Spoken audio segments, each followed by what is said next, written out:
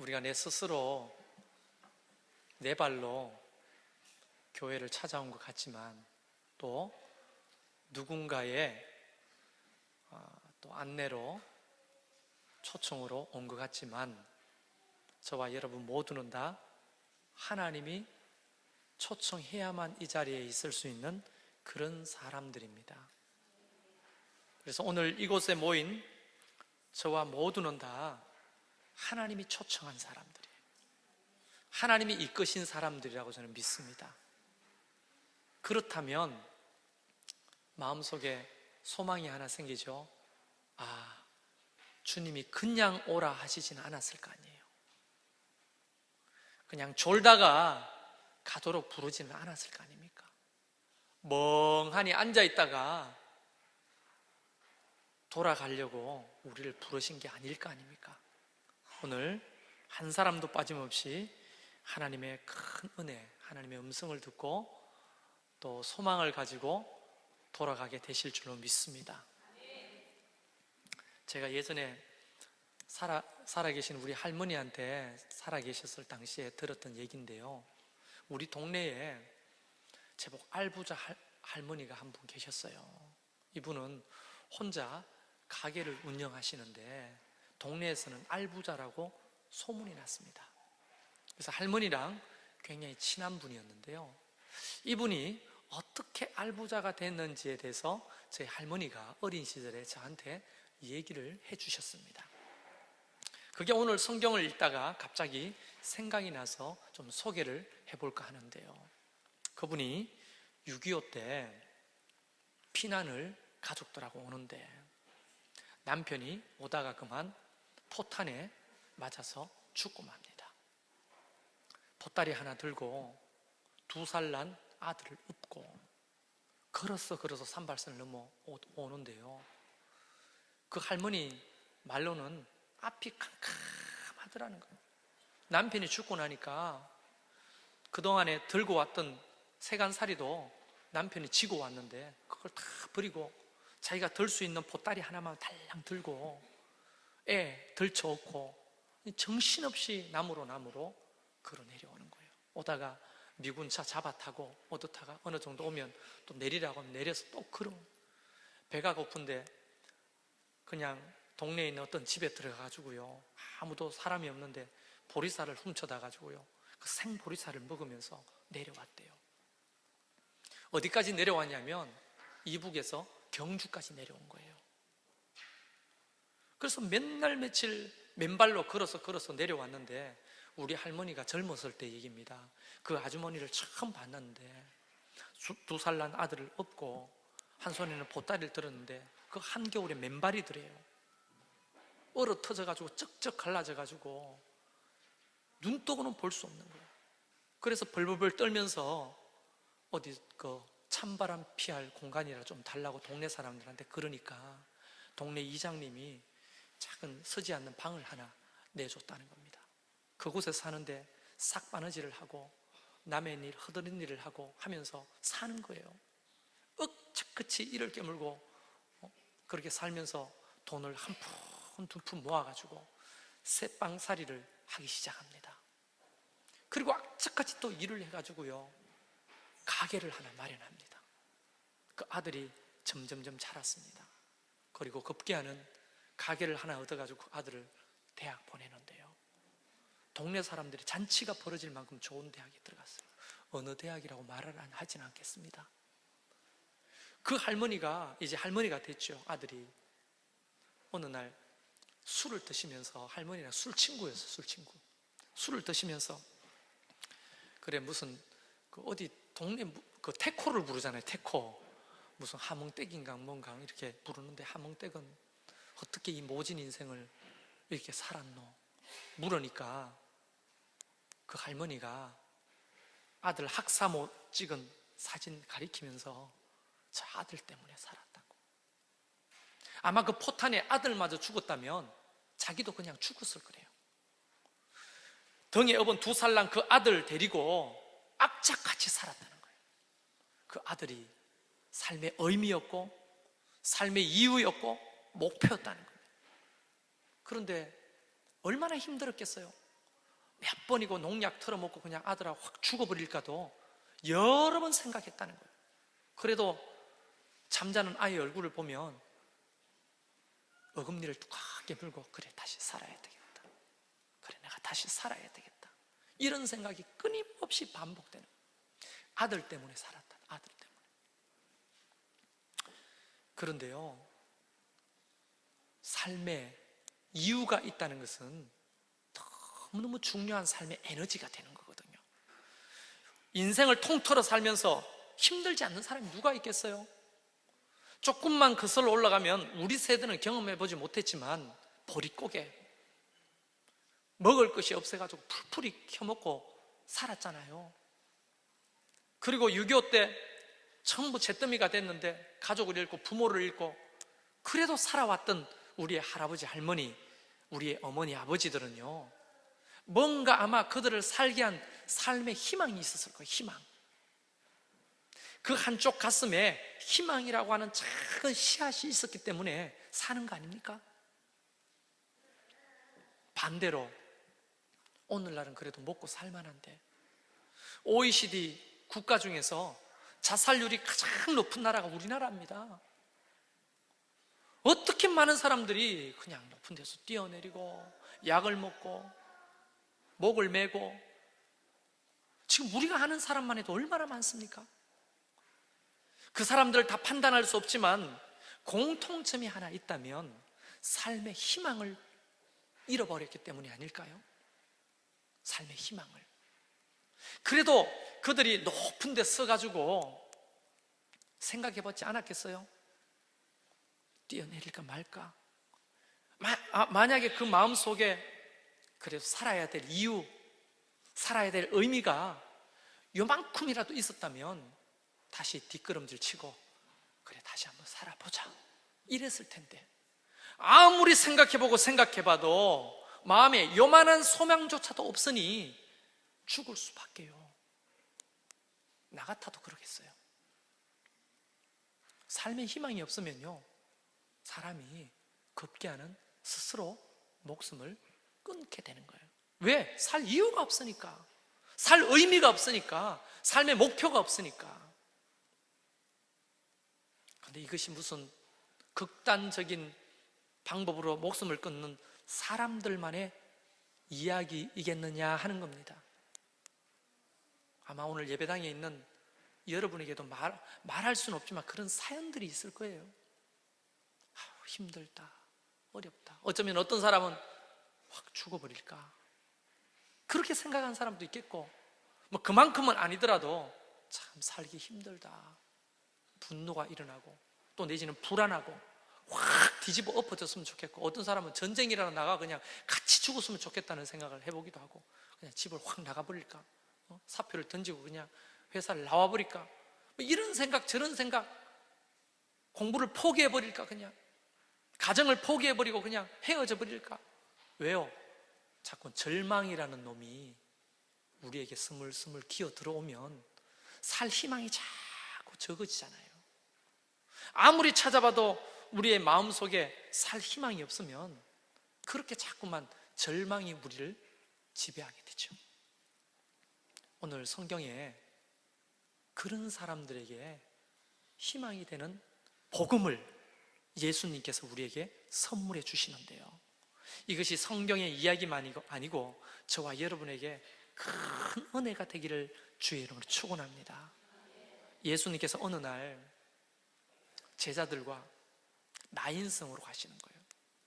나인성은 산비탈이 이렇게 되어 있는데 비탈 중턱에 아주 조그만하고 아담한 성입니다. 특별한 사람도 없고 너무 가난한 사람도 없고 그냥 평범한 사람들이 모여 사는 그런 작은 성이에요. 어느 날 예수님께서 제자들과 함께 그 성으로 비탈을 올라서 이렇게 들어가시는 거예요. 그런데 오늘 본문에 보면 많은 무리가 동행했다고 되어 있습니다. 이 사람들은 예수님이 오늘은 또 무슨 기적을 행하실까, 또 어떤 말씀을 행하실까, 이런 게 궁금하니까 예수님을 따라서 그 나인성으로 쫓아 올라가는 겁니다. 이 나인성은 예수님이 자랐던 나사렛에서 불과 몇 킬로 떨어져 있는 작은 동네거든요. 이웃 동네입니다. 그러니까 예수님이 잘 아시는 거예요. 그냥 오늘 진접으로 말하면 오남이나 작년쯤 됩니다. 그렇게 이웃 동네니까 가시는 거예요. 그런데 여러분, 지금 이 순간에 상상력을 동원하셔야 되는데요, 여러분이 영화 감독이라면 이 장면을 어떻게 찍을까요? 제 같으면 헬기를 타고 공중에서 이 장면을 찍고 싶어요. 나인성이 있습니다. 멀리 하늘에서 보면. 근데 나인성 저 밖에 광야에서 먼지를 일으키면서 예수님과 제자들과 무리들이 나인성을 향해 점점점 오는 겁니다. 먼지만 보일 뿐이죠. 근데 나인성 안에는 전혀 다른 장면, 한 장면이 있습니다. 오늘 본문에 보니까 한 무리가 죽은 시신을 메고 장례 행렬이 성 밖으로 나가는 거예요. 헬기에서 이렇게 촬영한다 보면 한 팀은 눈물을 흘리면서 죽은 시신을 메고 성 밖으로 나오는 무리가 있습니다. 먼지가 자욱하고 곡소리가 들립니다. 저쪽에서는 예수님과 제자들과 무리들이 나인성을 향해 또 먼지를 일으키며 들어옵니다. 그 두 무리가 점점점 성문 어귀에서 만나기 직전이죠. 이런 장면을 잘 생각해 보시고 이 말씀을 들어보십시오. 어떤 행렬인가 봤더니 한 죽은 자를 메고 나오니 이는 한 어머니의 독자요 그 어머니는 과부라 라고 말했습니다. 여러분, 이 여자의 얘기를 우리가 아까 전에 할머니에게 들은 여자의 얘기와 한번 생각해 보세요. 같이. 이 여자가 아들 하나 두고 남편이 죽었어요. 막막한 겁니다. 어떻게 살아야 될지 앞이 캄캄한 거예요. 과부라 하면 느끼는 감정이 뭐예요? 외롭고 또 괴롭고 고달프고 불안하고 이런 감정들이 뒤엉켜가지고 그냥 하루하루를 그냥 살아내야 되는 거예요. 처절한 현실과. 그런데 그가 그럼에도 불구하고 살았던 이유가 뭡니까? 그 독자 때문이에요. 저 아버지를 쏙 빼닮은 그 독자. 어떨 때는 잠자는 그 독자 얼굴을 무크럼히 보고 죽은 영감이 생각나는 거예요. 또 그 아들을 보면서 그래, 오늘도 내가 남의 삭바느질을 했으라도 살아야지. 이 한 아들 하나 보고 사는 거예요. 그러니까 이 아들은 그 여인의 삶의 의미고 삶의 목표고 삶의 이유인 겁니다. 그런데 이 아들이 어느 날 시름시름 앓다가 이유도 없이 죽어버리는 거 아닙니까?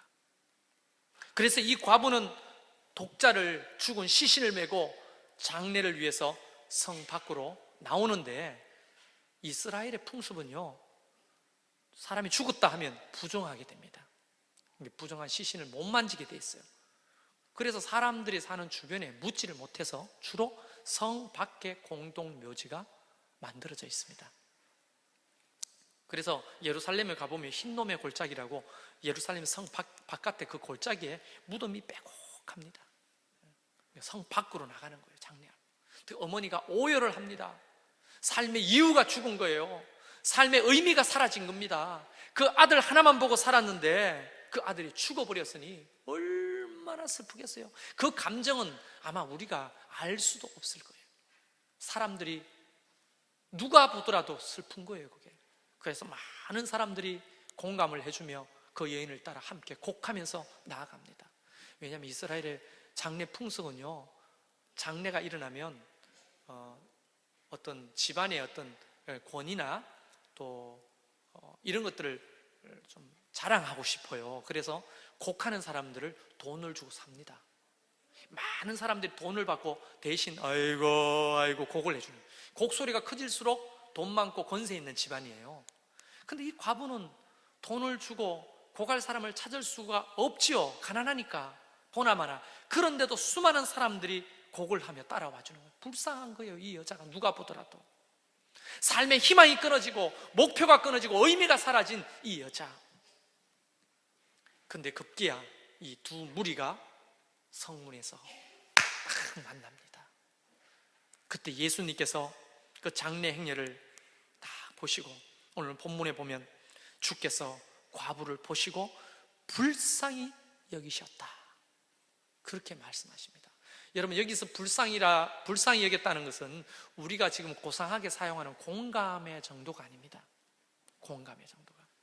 헬라어 원문에 보면 어떤 의미냐면 창자까지 뒤틀어지는 그 슬픔을 말하는 거예요. 그 말은 그 사람이 가지고 있는 모든 감정을 고스란히 내 감정처럼 느끼고 있을 때 가질 수 있는 그런 불쌍함, 긍휼함을 의미하는 거예요. 우리 가족이 아프고 자식이 아프고 부모가 아프고 뭐 형제가 아프고 친구가 아플 때는 아이고 안 됐다, 안타깝다, 그래서 울어줄 수는 있잖아요. 공감해 줄 수는 있잖아요. 그런데 그 아픔을 누가 알겠어요? 애 낳아보지 않는 남편이 애 낳는 고통을 어떻게 알겠어요? 저도 뭐 안다고 주장을 하지만 그걸 어떻게 알겠어요? 그런데 뭐 부부 싸움할 때마다 애 안 낳으면 그 고통 아니야? 알아, 다 알아. 그렇게 말하지만 누가 알겠어요, 그 고통을. 뭐 성숙한 남편이 내가 그래, 알아, 고생했어, 고생 많았다, 너무 아팠지, 이렇게 말해줄 수 있지만 그 고통을 누가 알겠어요? 여자분들 대부분 다 이러잖아요. 처녀들은 아무도 모르죠. 그 고통을 누가 알겠어요? 근데 예수님은 그 고통까지도 아시는 분이에요. 히브리서에 보면 예수님은 우리의 모든 것을 체휼하셨다고 해요. 체휼이 뭡니까? 몸으로 다 경험하셨다는 거예요. 그래서 삶의 희망을 잃어버리고 의미를 잃어버리고 이유를 잃어버리고 성문 밖으로 나가는 그 여자, 아마 그 여자는 이런 생각을 하고 장례 절차에 동참했을 겁니다. 아들 묻고 나도 확 죽어버려야 되겠다. 아들 묻어버리고 나도 아들 따라 남편 따라 갈란다. 이런 심정으로 지금 나가고 있는 그 여자를 예수님께서 딱 막으시고 불쌍히 여겼다고 했어요. 그 깊은 아픔을, 그 박탈감을, 그 불안함을, 슬픔을 하나님께서 100% 다 이해하셨다는 겁니다. 할렐루야. 하나님이요, 우리를 보시고 불쌍히 여기실 때는요, 바로 그런 은혜예요. 그냥 네 슬픔 좀 안다, 네 아픔 좀 안다, 네 고통 좀 안다, 네 스트레스가 어느 정도 좀 내가 좀 안다, 이렇게 공감 차원이 아니고 완전히 우리의 아픔과 슬픔과 고통을 완전히 자기 자신의 고통처럼 창자가 뒤틀리는 그 아픔을 가지고 아시는 거예요. 그러니까 물어보지도 말하지도 않아도 과부인 줄 알고, 말하지 않아도 독자인 줄 알고, 말하지 않아도 그 슬픔이 뭔지 아시는 분이 예수 그리스도신 겁니다. 그분은 어떤 우리의 환상 속에 계시는 가상의 인물이 아닌 거예요. 인격이시고 그분은 우리처럼 똑같이 느끼신 분이고 우리를 아시는 분이에요. 그분이 불쌍히 여기시면서 울지 말라. 여러분, 주님께서 울지 말라라고 하는 말씀을 하실 때는 그만한 책임을 져 주실 수 있기 때문에 울지 말라 하는 거 아닙니까? 우리는 다르잖아요. 우리 인간의 한계는 이런 겁니다. 아픔을 경험하고 슬픔을 경험하고 사는데 울지 마, 같이 울어주면서 그만 울어 언니, 오빠 그만 울어, 형 그만 우세요. 그렇게 말할 수는 있지만 책임질 수는 없죠. 그러나 주님이 울지 말라고 할 때는 책임져 주실 방법이 있는 줄로 믿습니다. 그게 우리에게 희망이고 복음인 거예요. 그렇다고 사람의 위로나 뭐 공감이 필요 없다는 게 아니고 예수 그리스도는 살아계시니까 우리에게 그렇게 말씀하시는 거예요. 그러면서 이 역사적인 순간입니다.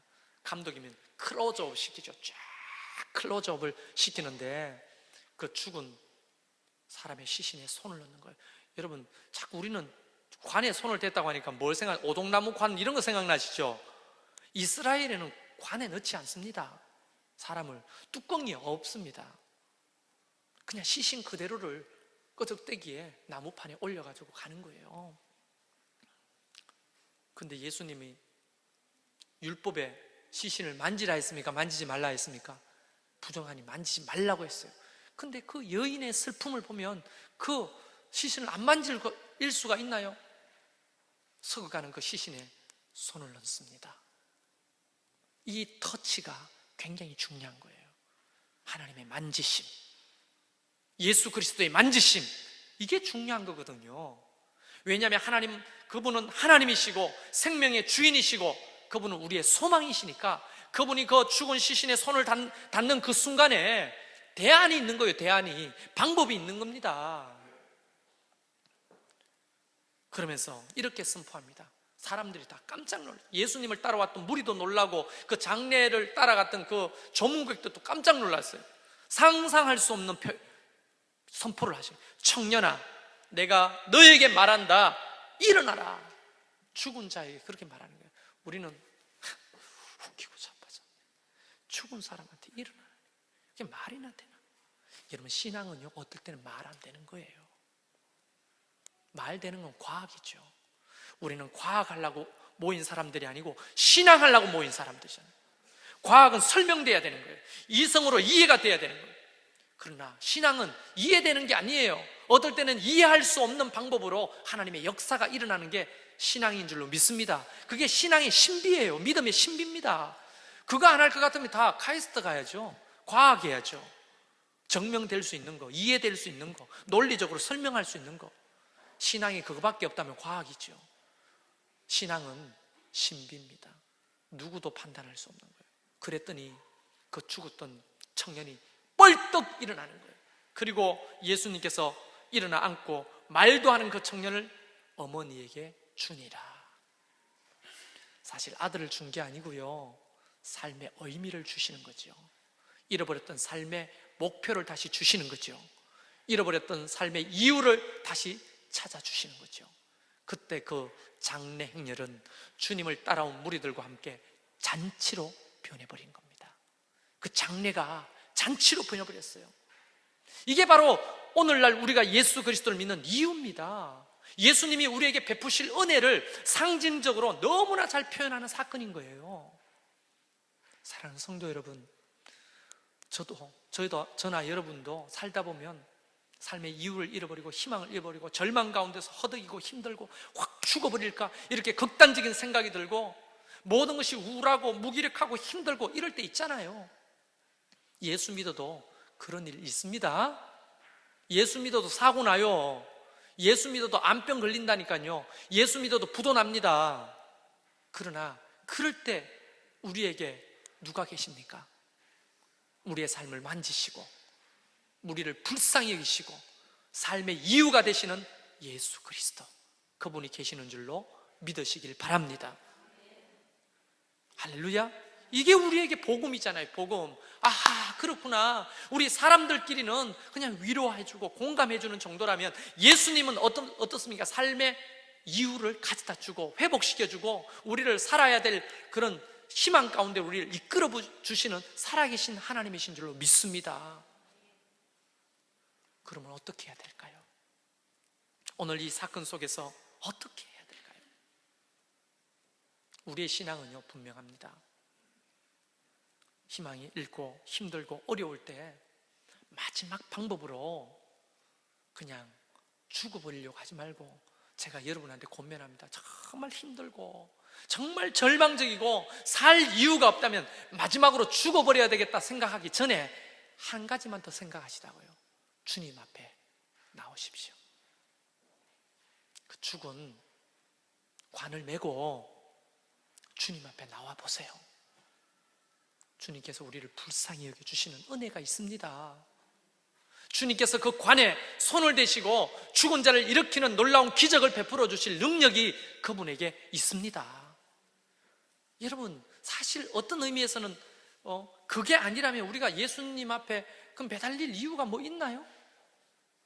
한번 생각해 보세요. 솔직히 목사지만 이런 말하기 껄쩍지근합니다만은 기도해도 어떨 때는 응답이 없잖아요. 답답하잖아요. 매주 힘들고 피곤한데도 그거 따라 나와가지고 여기 예배당에 앉아 있잖아요. 이게 뭔가 모르겠고 졸음만 하고 힘들잖아요. 신앙이 이게 단가 싶으잖아요. 그런데 예수님이 주시는 이 희망, 삶의 이유, 삶의 목표, 그런 것들을 주시는 분이 예수님이 아니라면 우리가 주님 앞에 예배하고 우리가 주님 앞에 기도하고 주님 앞에 매달릴 이유를 잘 못 찾게 되는 거예요. 물론 수준 높은 신앙이면 그것이 아니더라도 주님과 깊은 교제를 하지만 그런 수준 높은 사람이 우리 중에 뭐 얼마나 많겠어요. 솔직히 저 또한 어떨 때는 힘든데 어려운데 참 죄송한 얘기입니다. 그러나 솔직하게 말씀드려야 되겠어요. 어떨 때는 교회 확 때려치고 그냥 막 어디 돈이나 벌러 갈까 이렇게 생각될 때도 있을까요? 없을까요? 어떻게 알았어요? 있어요. 목회가 힘들구나. 뒤통수 맞고 발등 찍히고 뭐 이럴 때는요, 이래가지고 목회해야 되겠나 싶고, 다른 사람 목회하라고 하고 그냥 나는 훌 어디로 그냥 떠나버릴까, 이러고 싶을 때도 있어요. 그럴 때마다 마지막 극단적인 방법을 선택하기 전에 한 번 더 하는 게 뭡니까? 주님 앞에 나오는 거죠. 희망을 주시고 소망을 주시는 거 주님 앞에 나오는 거죠. 그러면 주님이요, 정말 우리가 어떤 간절히 원하기 때문에 자기 체면을 걸어가지고 느끼는 게 아니에요. 또 내지는 어떤 종교적인 카타르시스로 환상의 인물을 마치 있는 것처럼 착각하는 것도 아닙니다. 실제로 인격이신 그 하나님께서 오셔서 위로하십니다. 희망을 주시는 거예요. 성렬아, 내가 너와 함께 하잖아. 네 힘드는 거 알아. 조금만 더 힘을 내봐. 내가 너와 함께 할게. 조금만 지나봐. 아버지 하나님께서 어떻게 하는지 봐. 내가 네 기도 할 때마다 안 듣는 것처럼 그래도 다 듣고 있어. 때가 되면 가장 좋은 곳으로 너에게 줄 거야. 그 교회가 어떻게 되는지 봐. 찌그러질 교회가 아니야. 이 땅에 5만 개 교회가 있지만 하나 더 있을 법한, 있어도 좋을 만한 교회로 내가 이끌고 가고 있어. 걱정하지 마. 더디다고 조급해하지 마. 불안해하지 마. 내가 이 교회의 주인이야. 힘내. 그렇게 하나님께서 위로해 줄 때는요, 다시 아멘! 하고 일어나는 거예요. 그러고 가가 또 이제 데크 만드는 거죠. 뚝딱뚝딱. 또 어때요? 데크 만드는 게 좋아요? 걸어오실 때? 잔디 심었습니다. 아직 미완성입니다. 이제 완성되면 더 아름다워지겠죠. 그런 힘을 가지고 하는 거예요. 그때 하나님이 삶의 이유를 주시고 소망을 주시고 은혜를 주시는 거예요. 사랑하는 성도 여러분, 예수 그리스도께서 여러분과 함께 하십니다. 여러분도 여러분의 삶에 어떤 죽은 그 아들과 같은 존재를 가지고 주님 앞에 나가보세요. 그걸 메고 주님 앞에 나가면 거기에 손을 대시고 터치하시는 거예요. 그리고 하나님의 살아계신 역사가 있는 거예요. 그때 간증이 만들어지는 거죠. 간증이 만들어지며 동시에 믿음이 생기는 거죠. 사람들 앞에 이 예수 그리스도를 전하지 않고서는 견딜 수 없는 그 열정이 함께 생기는 거죠. 하나님의 몸된 교회를 위해서 충성할 수 있는 마음이 자발적으로 생기는 거죠. 왜? 하나님이 살아계시니까, 우리의 소망이 되시는 그 주님이 살아계시니까. 이 교회에 최성열 목사가 다하고 성도들이 다라면 이 교회는 더 이상 있을 필요가 없는 거 아닙니까? 하나님이 계시고 우리의 소망 되신 예수님이 계시기 때문에 교회가 소망이 있는 거예요. 그래서 꾸역꾸역 힘들어도 교회에 찾아 나오는 거 아닙니까, 여러분? 꾸역꾸역이라는 말 써서 죄송합니다. 어떨 때는 그렇게 쓰고 싶어요. 오는데 보면 끌려가지고 표현을 안녕하세요 하는데 꾸역꾸역 하는, 그래도 소망이 있는 겁니다. 꾸역꾸역이라도 오십시오. 예수님께서 여러분을 불쌍히 여기고 계신다는 것을 믿으십시오. 하나님은 오늘도 이와 같은 역사를 여러분한테 베푸시기를 원하신다는 걸 믿으십시오. 삶의 희망이 떨어져가고 자꾸 절망이라는 놈이 여러분을 지배하고 있을 때 주님 앞에 그 관을 메고 나가십시오. 하나님이 어떻게 하시는지 보십시오. 하나님은 살아계십니다. 예수님은 우리의 소망이 되시는 줄 믿습니다. 할렐루야. 성가대의 소망이 되는 줄 믿습니다.